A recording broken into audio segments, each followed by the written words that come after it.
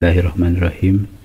Kita coba mulai mendemokan bagaimana cara pengelolaan izin cuti di layanan BKD. Jadi pertama perlu disampaikan bahwasanya nanti tahapannya itu dimulai dari pegawai mendownload formulir, kemudian mengisinya. Kalau sudah mengisinya nanti dimintakan tanda tangan, kemudian di scan gitu. Setelah itu nanti pegawai login di layanan. Nah, ketika login di layanan itu tahap pertama akan dicek ADP-nya, arsip digital pegawai itu apakah lengkap atau belum. Kalau misalnya belum, ya harus dilengkapi dulu gitu. Kalau ternyata sudah lengkap, nanti pegawai menginput usul cutinya. Kalau sudah diinput, tentu disampaikan ke perangkat daerah. Nah, perangkat daerah itu yang ada Kasubag TU atau Kasubag UP di perangkat daerah itu nanti yang memverifikasi dan mengupload pengantar kalau ternyata usul cutinya benar, kalau tidak ya ditolak gitu.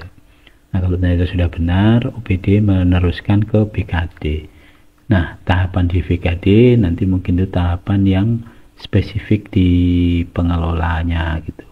Jadi di BKD itu ada proses verifikasi di mana nanti datanya akan dilihat apakah benar ini sudah memenuhi syarat untuk cuti misalnya, atau jangan-jangan sudah berlebih dan segala macam gitu. Nah, nanti ada proses di mana BKD harus memberikan nomor misalnya, kemudian membuat nota dinas misalnya untuk diajukan ke kepala badan. Nah, di kepala badan nanti ada proses penandatanganan secara elektronik sehingga nanti berkasnya bisa diupload di layanan dan selesai gitu. Kira-kira seperti itu secara singkat. Nah, kita akan demokan ya. Oke. Jadi pertama tentu kita ke layanan BKD, di aplikasi layanan BKD.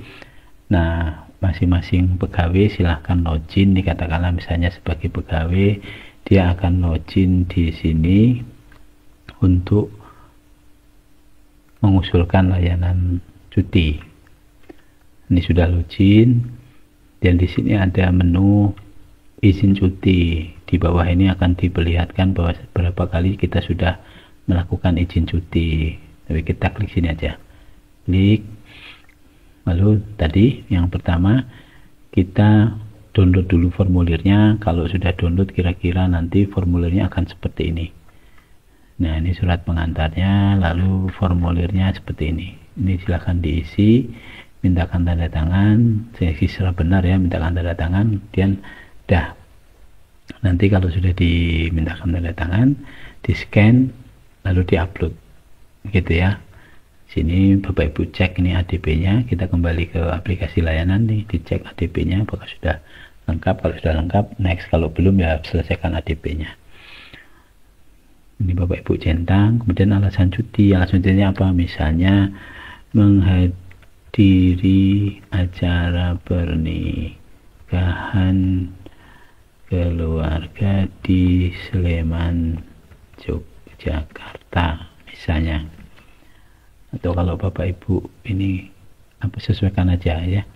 Nah, ini Bapak Ibu sudah dicek, ini Bapak Ibu pernah melakukan cuti besar dan cuti tahunan. Nah, cuti tahunan ini ada sisa gitu. Katakanlah misalnya untuk kali ini kita akan melakukan cuti tahunan. Nah, sisanya di N2 itu masih ada 3. Kita ambil 3 misalnya kan, terus kemudian sisa N1 juga ada 3, sisa di maksudnya di tahun sekarang itu kan kita belum pernah ambil cuti, berarti ada 12 gitu. Lalu kalau misalnya kita sudah ada izin cuti sebelumnya, silahkan diupload gitu. Kalau belum nggak ada ya nggak usah diupload, nggak apa-apa. Nanti formulir ini akan dinamis berubah. Kalau Bapak Ibu izin cutinya ternyata bukan tahunan, misalnya cuti bersalin misalnya, ini akan berubah. Cuti besar ini juga akan berubah gitu. Alasan penting CLTN itu. Katakanlah misalnya kita mengajukan cuti tahunan. Kemudian berapa lama kita cuti? Misalnya 6 hari. 6 hari itu 6 hari kerja ya. Misalnya kita mulai cutinya nanti di tanggal 1. Karena ini 6 hari kerja, kita hitung aja 1, 2, 3, 4, 5, 6 sampai di sini. Itu ya. Terus Tadi permohonannya silahkan diupload di sini, surat permohonannya. Katakanlah misalnya surat permohonannya yang ini gitu ya. Ini surat permohonannya. Tadi kan ada di formulir yang di-download tuh, disertakan aja. Kalau ada dokumen lainnya, misalnya karena ini cuti tahunan, kita perlu meyakinkan kepala OPD upload undangannya, misalnya silahkan. Kemudian cari atasan langsungnya, atasan langsung Bapak Ibu sekalian. Misalnya atasan langsung saya Pak Firman, saya cari, kemudian pejabat ininya Pak Henry Zal, itu ya, kita cari ini, lalu kita centang, lalu kita periksa ulang, sudah benar semuanya, kita klik next. Jangan lupa, jangan hanya disimpan draft, tapi sampaikan ke OPD itu. Bapak Ibu bisa tambahkan catatan. Kalau sudah, klik submit, maka usul cuti Bapak Ibu sudah sampai di OPD Bapak Ibu masing-masing. Oke, nah kita logout. Sekarang kita akan praktekkan bagaimana di OPD masing-masing memproses izin cuti.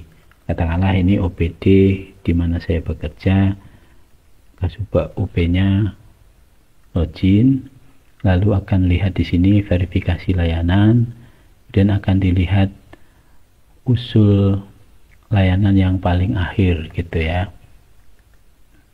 Usul ini izin cuti, tentunya kan banyak nanti izin cuti yang paling akhir ini kan yang sedang berproses. Nah ini yang paling akhir, yang masih prosesnya di OPD. Bapak Ibu silakan klik ini, ubah, lalu Bapak Ibu lihat ADP nya masing-masing, ini ADP pegawai ini gitu ya, ini tidak usah, dan next.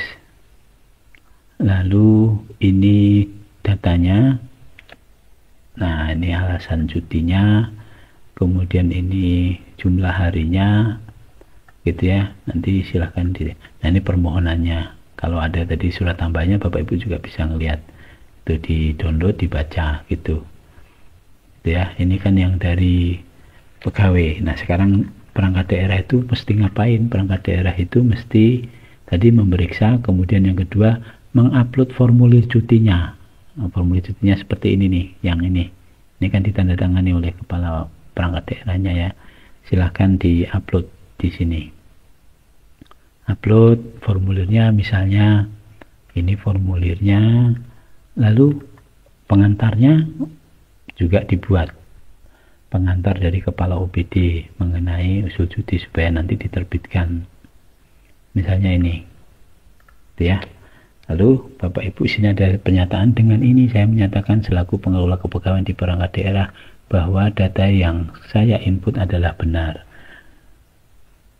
yang bersangkutan, dan dapat digunakan sebagai bahan penerbitan izin cuti. Ya, jadi centang aja, kemudian next.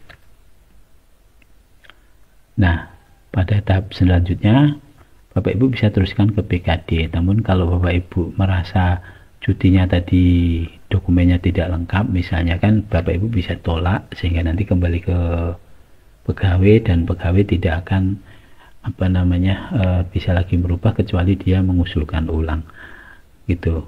Dikasih catatan di sini, misalnya Anda sudah melaksanakan cuti tahunan di tahun ini sebanyak 12 hari misalnya. Tapi kalau ternyata Bapak Ibu merasa ini bisa diteruskan ke PKD, silahkan klik ke PKD dan save. Tuh, nanti selesai.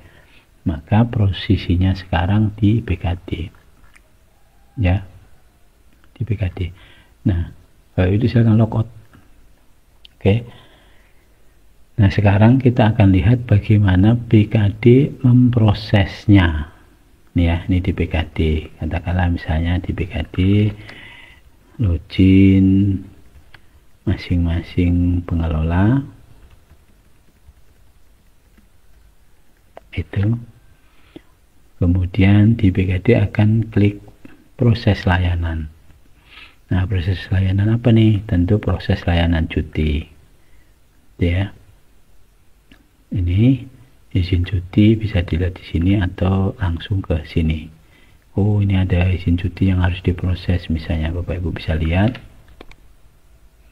ini diusulkan oleh siapa, kemudian ini tercatat nih sebelumnya dia pernah mengajukan cuti, ini mengajukan cuti lagi gitu ya. Jadi silakan ini nanti Bapak Ibu evaluasi, kemudian ini permohonannya ada, terus kemudian nata langsungnya ini pemberi cuti, lalu dari perangkat daerah itu sudah ada formulirnya, sudah ada juga pengantarnya gitu ya.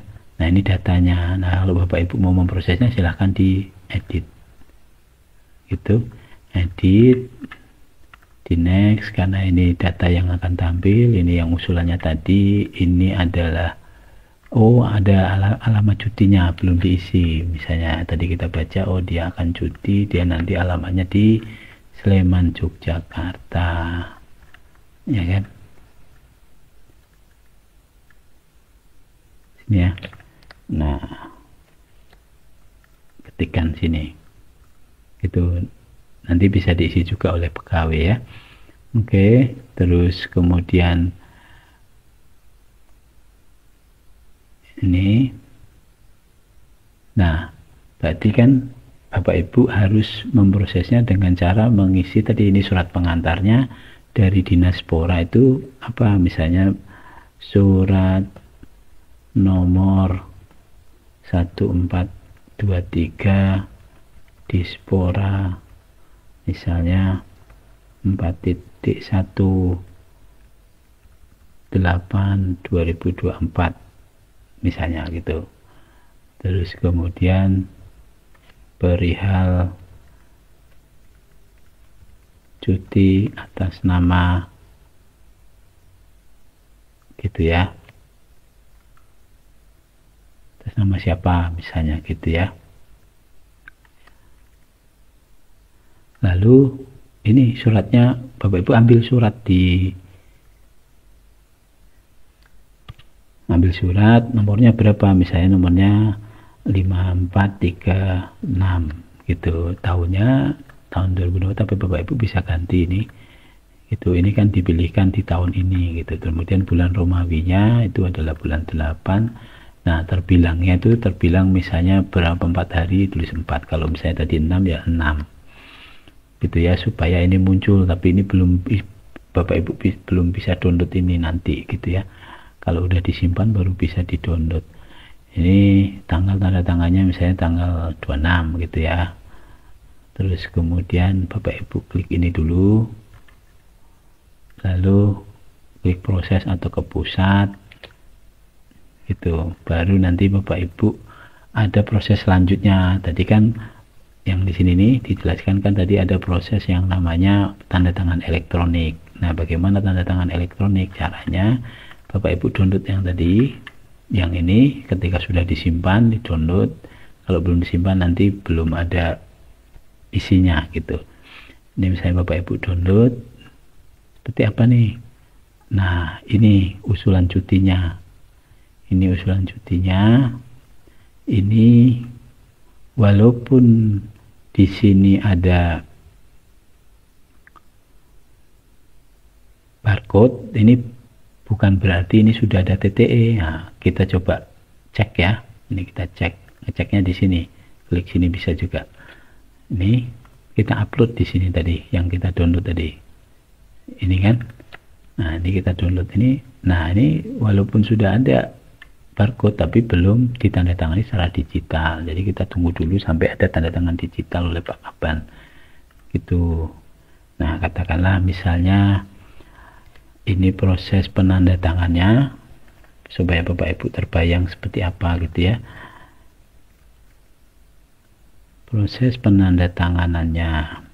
Jadi ini filenya akan ditandatangani secara digital gitu. Yang ini ya akan ditandatangani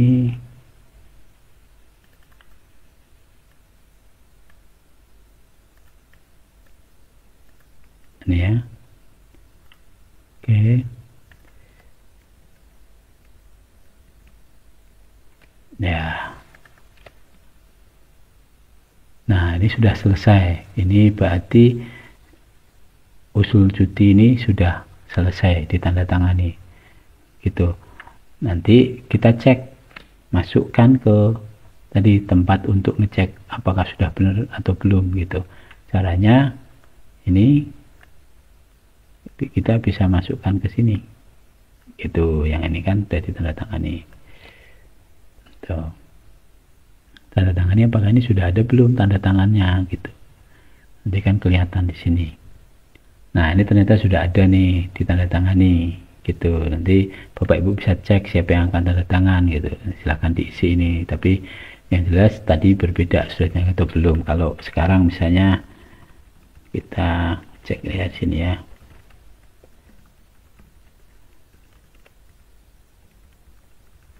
misalnya ini sudah ditandatangani belum, oh ini sudah ditandatangani oleh siapa gitu, ini kebetulan oleh saya. Nanti kalau misalnya tanda tangan Pak Kaban, ini dicek ya Pak Kaban yang akan muncul di sini gitu. Ini kan sebagai contoh gitu ya.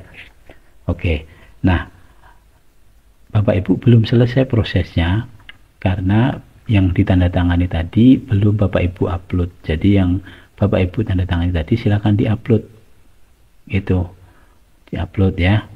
Nah ini caranya, nanti file yang tadi Bapak Ibu cari yang sudah ditandatangani oleh Pak Kaban, cari aja.